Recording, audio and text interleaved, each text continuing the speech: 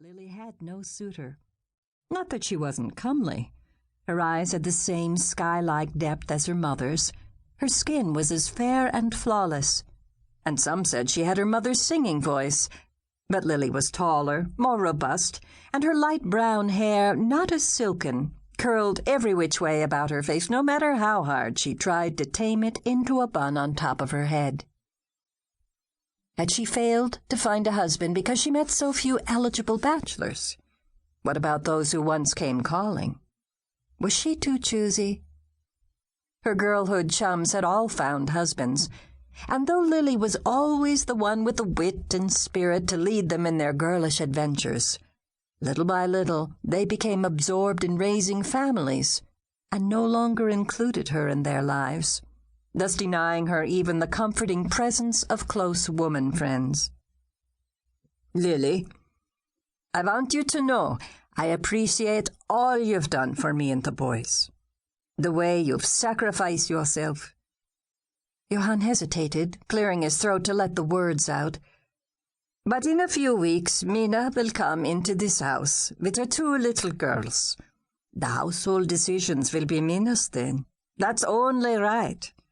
But I hope you and Mina and her little girls will be friends." "Yeah, for sure. We will be good friends." As the words passed her lips, she knew the time had come for her to leave her father's house. But where could she go? If only she had learned to flirt a little, like Mina, perhaps she would attract a husband. But who? There were no suitable men around Lindstrom. Those marriageable were either too old or too young, too crude or too dish-rag dull.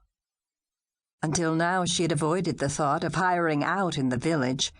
How could she stand to work as a hired girl, barely earning room and board after running her own house, her father's house, for half her life? And who would she work for?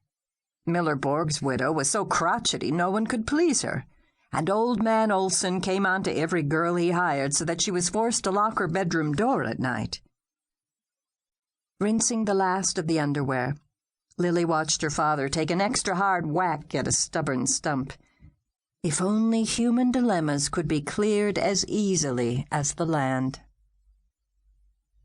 Just as she pinned the last of her wash to the line, she heard her brother's team and wagon returning from the village, bringing seed for their cornfield and barrels of flour and sugar for the pantry. Above the jingle of harness and the soft groan of greased axles, Nell shouted, "Lili, there's a letter!" He waved a small envelope in his chunky hand. Nell's, at 22, was the younger of her brothers, and her favorite. Stocky, like their father, with a sunburned face that set off his fair hair, he had the sweet disposition of their mother, unlike Lars, taller and equally fair, who often invented reasons to complain. While Lars took the team to the barn, Nels brought the letter to Lili. "It's for Pa." She studied both sides of the envelope for a clue to its sender. It was postmarked March 30th, 1886, 3 weeks earlier, and the address was penned in an unmistakably Swedish hand. Perhaps the letter inside would be in Swedish. Her father could not read English well, though he spoke it almost exclusively after her mother passed on.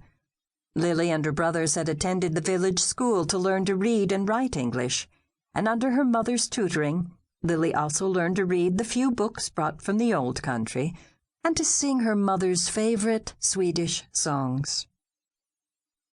Johan heard Lili call to him and stopped work when he saw her running toward him across the meadow. "Pa, a letter." She gave him the envelope and stood waiting. Johan studied the smudged handwriting. Letters were a rare and pleasant mystery that needn't be solved too hastily.